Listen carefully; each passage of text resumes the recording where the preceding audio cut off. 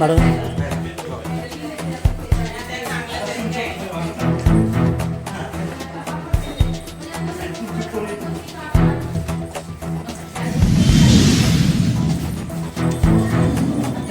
Hello madam, हां बोला की. आहेत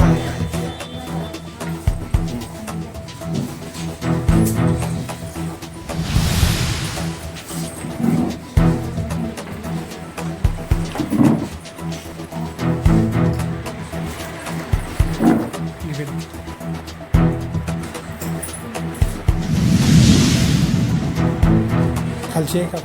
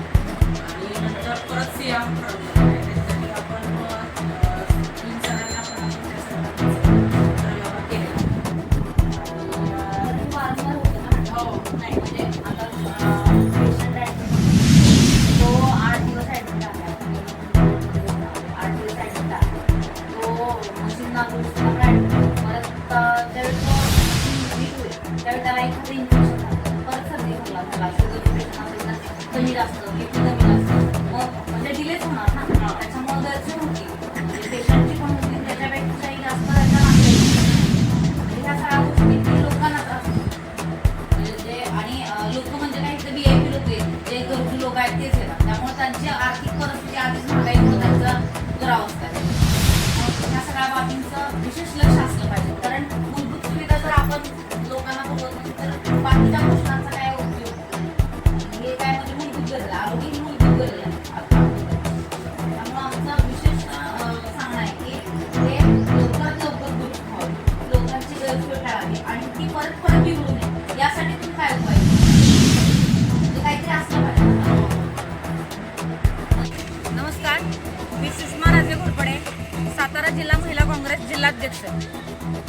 आज या ठिकाणी सातारा जिल्हा महिला काँग्रेसच्या वतीनं क्रांतिसिंह नाना पाटील हॉस्पिटल, जे सिव्हिल हॉस्पिटल सर्व जिल्ह्यातील पेशंट या ठिकाणी आपल्या आरोग्यासाठी येत असतात. या ठिकाणी आम्हाला काही दिवसापासून अनेक तक्रारी सिव्हिल हॉस्पिटल संदर्भातील येत होत्या आणि त्या अनुषंगानं आज मी ऑर्थोपेडिक विभागाच्या वॉर्डला भेट दिली.